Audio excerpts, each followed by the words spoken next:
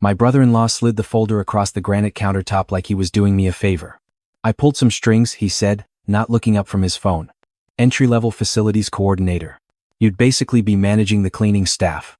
He finally glanced at me, smiled the way people smile at dogs. It's honest work. Might be good for someone like you. My wife stood at the kitchen sink, her back to both of us, pretending to wash a mug she'd already washed twice. I looked at the folder. Then I looked at him. I didn't touch it. My name is Cole Merritt. I've been married to my wife, Claire, for 4 years. For 4 years, her brother has believed I'm a guy who drifts between freelance IT contracts, drives a 6-year-old Civic, and couldn't afford a real vacation without her family's timeshare in Myrtle Beach. He's believed that, because that's what I've let him believe. What he doesn't know is that I own the building where he works. Not a floor. Not a unit.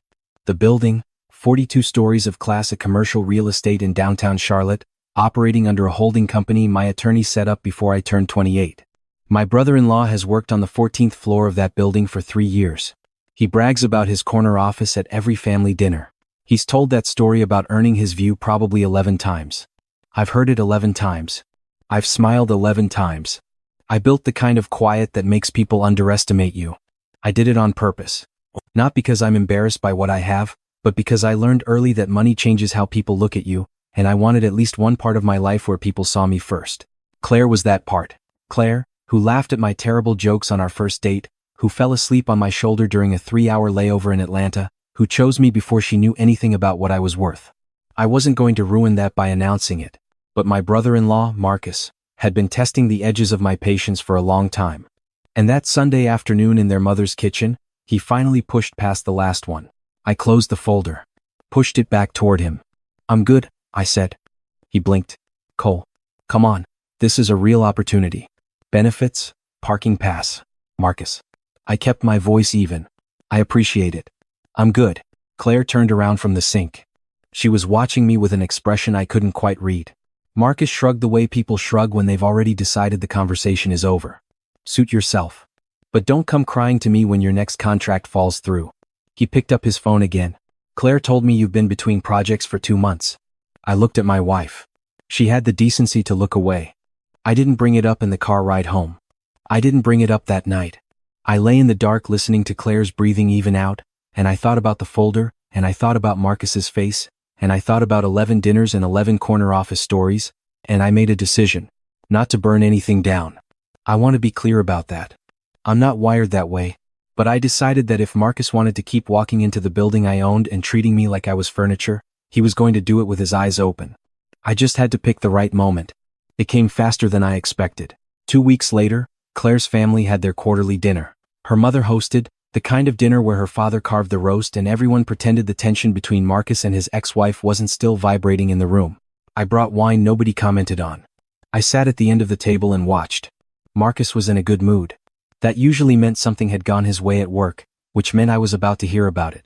Big week, he announced, reaching past his daughter for the bread. Henderson account finally signed. 3-year lease, full floor. He looked around the table with the expression of a man who wanted applause and would settle for eye contact. Hargrove's naming me VP of Client Strategy. Official announcement Friday. His mother pressed her hands together. Marcus, that's wonderful. His father nodded the slow nod of a man who stopped being surprised by his son's success a long time ago. Claire reached over and squeezed my hand under the table. I think she meant it as comfort. I think she knew, somewhere, that these dinners cost me something. Cole, Marcus said, pointing a fork in my direction. You should come to the office sometime. See how the real world works. A couple of people laughed. I think they thought he was joking. I smiled, filled my wine glass, said nothing. Later, in the driveway, while Claire talked to her mother at the door, Marcus found me leaning against my car. Hey, he said, voice lower now. I'm serious about the job thing. Hargrove's always looking for building ops people. You'd report to facilities, not me, so it wouldn't be weird. He paused. Claire worries about you, man. She doesn't say it, but I can tell. She worries? She married a guy without a real career. That's stressful for a woman like her. He shrugged again, that same practiced shrug. I just think you could do better by her. I looked at him for a long moment. Studied the absolute certainty on his face. The genuine belief that he was helping. I think you're right, I said. I should do better. He clapped me on the shoulder. Went back inside. I sat in the car and pulled out my phone and sent one email. To my property manager. Subject line, Monday morning building walkthrough. I'll be attending in person. I hadn't done an in-person walkthrough in over a year. I handled everything remotely, through layers of management, by design. My name didn't appear on anything the tenants would see. The LLC was buried. The holding company was buried further. But the asset was mine, every square foot, and it was time I acted like it. Monday morning, I wore the same gray hoodie I'd worn to Marcus's company picnic last summer, the one his colleague had asked if I was with the catering team. I drove to Charlotte. I parked in the reserved space in the garage with my name on the placard, the one that had been sitting empty for 18 months. My property manager, a sharp woman named Denise who'd been running the building since before I acquired it, met me in the lobby. "Mr. Merritt," she said, and something shifted in the lobby when she said it. The security desk looked up. The building concierge straightened. I signed in. Not as a guest. As the owner. We took the elevator to the 14th floor. The elevator doors opened and I walked into the office suite of the company where my brother-in-law had just been promoted to VP of Client Strategy. The receptionist smiled a visitor's smile. Denise spoke quietly to the building liaison. I looked around the space, the carpet, the lighting, the window seals I'd had replaced last fall, the HVAC upgrades that cost me $400,000 but kept every tenant's utility bills predictable. And then Marcus came out of a conference room. He was mid-sentence with someone, laughing, holding a portfolio. He looked up. His face did something complicated. "Cole?" He blinked. "What are you?" He looked at Denise. Then, at the way the receptionist was behaving. Then back at me. "What's going on?" "Building walkthrough," I said, "checking on some HVAC concerns on this floor. Shouldn't take long." "You're..." He stopped. Started again. "You work for building management?" "I own the building, Marcus." The sentence sat in the air between us. His colleague, still standing beside him, looked between us the way people look at a fender bender they didn't expect to witness. Marcus laughed. It was a short, confused laugh. "What?" I pulled out my phone, opened the property records I'd screenshot for exactly this purpose, and handed it to him. He looked at it. His face went from confused to pale in about 3 seconds. The LLC name. The acquisition date. The address. The same address printed on his parking pass. "This is..." He handed the phone back like it had burned him. "This is a joke. Cole Merritt Properties, LLC," I said. "You can look it up. It's public record." I paused. "I've owned this building since 2 years before you took the job here." His colleague made a quiet excuse and walked away. I appreciated that. Marcus stood very still. The easy confidence he carried everywhere, the way he filled a room just by being certain of himself, I watched it drain out of his posture like water. "Why didn't you?" He stopped. "Tell you?" I said. "Because you would have treated me differently. And I wanted to know who you were when you thought I was beneath you." He opened his mouth, closed it. The folder, I thought. The facilities coordinator job.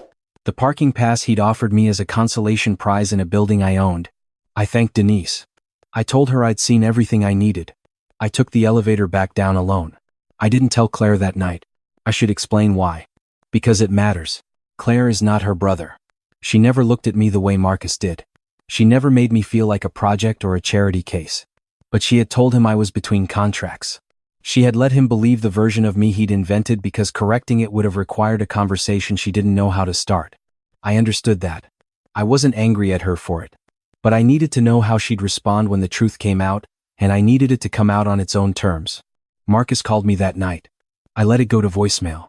He called again the next morning. I let that one go too. The second voicemail was short. His voice had a quality I'd never heard from him before. Smaller, somehow.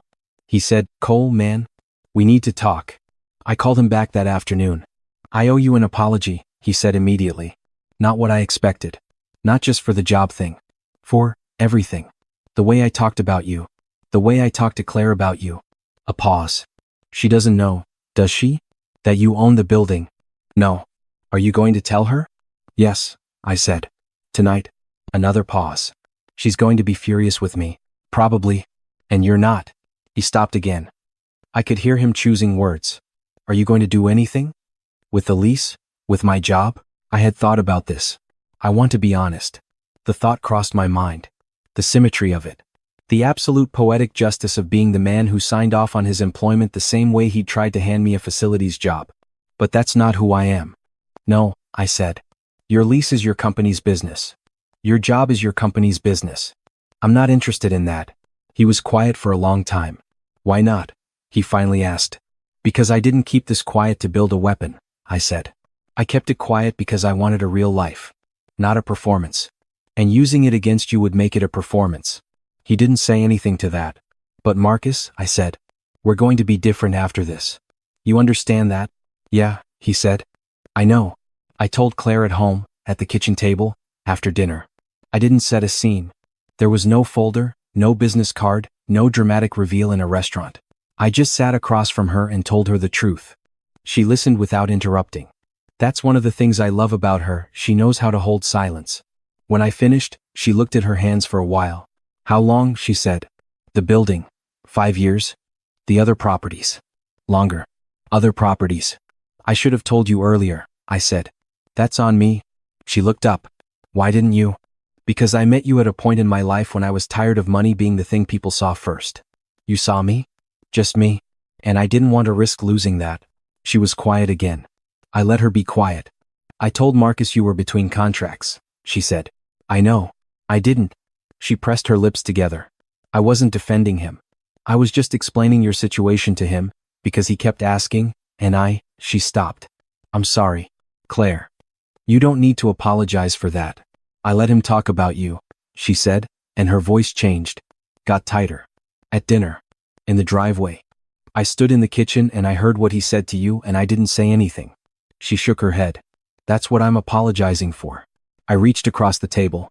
She took my hand. He offered me a job in the building I own, I said. She looked at me.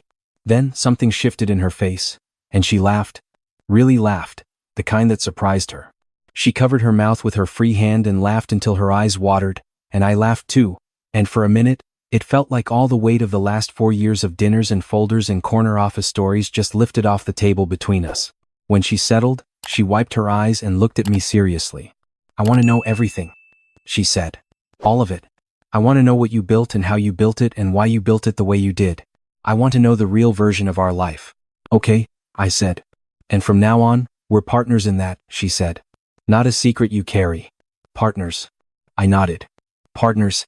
She squeezed my hand and let go and stood up to get water, and while her back was turned I sat there thinking about the first time I saw her across a crowded room at a conference I'd attended under a fake reason, a conference she was at because she genuinely loved what she did, and how she'd made a joke I overheard and I'd laughed without meaning to, and she turned and looked at me and said, with no artifice at all, I thought I was the only one who thought that was funny. That was the real thing. That was what I'd protected. The story got out the way stories always get out sideways, through a cousin who knew someone who worked in the building, who mentioned it to someone at a gym, who happened to be friends with someone in Claire's circle. By the time the family's next gathering came around, 3 weeks later, the table felt different before anyone sat down. Marcus arrived late. He sat across from me and looked at his plate more than usual. His mother kept glancing between us. His father, who had probably been briefed, ate his dinner with the focused energy of a man trying very hard not to be involved. Halfway through the meal, Marcus looked up.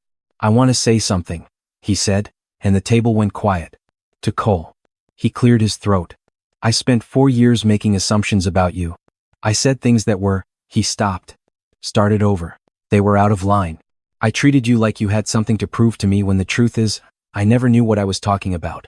He met my eyes. I'm sorry. I mean that. It wasn't a perfectly delivered speech. His jaw was tight. He looked like a man who'd rehearsed it but still found the actual words harder than the rehearsal. I respected that. Genuine discomfort is more honest than smooth. Thank you, I said. His mother let out a breath she'd been holding since he started talking. His father nodded once and reached for his water. Claire put her hand on my knee under the table. That was enough. After dinner, Marcus and I stood on the back porch while his daughter chased fireflies in the yard. We didn't talk for a while. That was fine. Some silences between men are the conversation. The corner office thing, he finally said. The view. 11 times, I said. He winced. Yeah. A pause. That's a good view, though, for the record. It is. I picked the finishes on those windows. He laughed. Just once, short, real. Then he got serious again. I need to ask you something, he said. And I need you to be straight with me. Okay. Did you keep quiet about the building because you were building leverage? Like, did you know someday this would happen and you'd have something over me? I thought about that honestly before I answered. No, I said. I kept quiet about it because it was mine. The building was business. My marriage was my life. I didn't want them to touch. I looked at him. You handed me the leverage when you offered me that job. But I didn't go looking for it. He was quiet. I'm not interested in having something over you, I said. You're my wife's brother. You're going to be at every Christmas and every graduation and every other thing for the rest of our lives. I'd rather we were okay than right. He turned the porch railing with both hands, looking at the yard. I always figured you for someone who didn't have it together, he said. And honestly, I think I liked that. It made me feel like Claire needed someone like me in her corner. He shook his head slowly. That's a messed up thing to realize about yourself. Little bit, I agreed. I'm going to be different, he said. I don't expect you to believe that yet. But I'm going to be. I didn't tell him I believed it. I didn't tell him I didn't. I told him the thing that was actually true. I'm paying attention, I said. He nodded. That was the right answer, I think. Not forgiveness as a gift but as a door that was open if he chose to walk through it. His daughter came running up the porch, steps with a firefly cupped in both hands, demanding her father look, you have to look at it, Dad, before it flies away. He looked. His face changed entirely. Softened in that way that only happens when a parent looks at their kid doing something small and perfect. I stepped back inside. Claire was helping her mother with the dishes. She looked up when I came in, searched my face the way she'd been doing since the night I told her everything, like she was still taking inventory of who I actually was now that the full picture was visible. I gave her a small nod. She relaxed. Went back to the dishes. I sat at the kitchen table with a cup of coffee that had gone cold, and I thought about the thing people always get wrong about keeping quiet. They think it's passive. They think it's weakness or fear or an inability to stand up for yourself. And sometimes it is. But sometimes it's the most deliberate thing you do. Every day I woke up and went to work in gray hoodies and drove my 6-year-old Civic and let people build whatever story they wanted about me that was a choice. A specific, considered choice. Because I'd watched what money did to rooms when it walked in ahead of the person. I'd watched people become their net worth in other people's eyes and lose the actual threat of themselves somewhere in the adjustment. I didn't want that. I wanted to know who I'd be when nobody was handing me anything. The answer turned out to be someone who builds things slowly, without announcement. Someone who'd rather get it right than get it noticed. Someone whose wife laughed until she cried at the absurdity of the situation and then said, I want to be your partner, not your audience. That was the answer I was looking for. The press coverage came eventually. It always does. A commercial real estate publication ran a feature on Cole Merritt Properties after we closed on a second acquisition in upstate South Carolina. Someone who knew someone connected the name to Claire's last name, and from there it was just a matter of time. I got 3 texts from people I hadn't spoken to since college. I got a LinkedIn message from a guy who'd told me, once at a party, that I seemed like the type who peaked in a different decade. I didn't respond to most of it. Marcus sent me one text. Just 4 words. Proud of you, man. I stared at it for a while. Thought about the folder on the granite countertop. The facilities coordinator job. The parking pass. The 11 corner office stories and the way he'd looked at me at dinners and the way he'd talked to Claire about me when he thought I wasn't listening. Then I thought about his daughter cupping a firefly in both hands. I texted back, thanks, same. Not because everything was repaired. It wasn't, not fully, and maybe it wouldn't be for a while. But because repair is a thing that happens in increments, and I was willing to increment. Claire found me that night on the balcony of our actual house, the one she didn't know I owned outright, standing in the dark, looking at nothing in particular. She brought 2 mugs and stood beside me. Marcus called me today, she said. I know. He texted me. He said you told him you weren't interested in having something over him. She handed me the mug. Was that true? Yes. Even after everything? Especially after everything, I said. Because I spent 4 years proving, mostly to myself, that I don't need to wave things in people's faces to know what I'm worth. Using this against him would have undone all of that. She thought about that. He told me he's going to be different, she said. He told me the same. Do you believe him? I believe he means it right now, I said. That's a start. She leaned on the railing. The neighborhood was quiet. A dog was barking somewhere down the street, the kind of long, habitual bark that wasn't about anything specific, just announcing itself. I've been thinking, she said, about what you told me. About wanting one part of your life not defined by leverage. About keeping something real. Yeah. I think that's the most romantic thing about you, she said. Not the buildings. Not the money.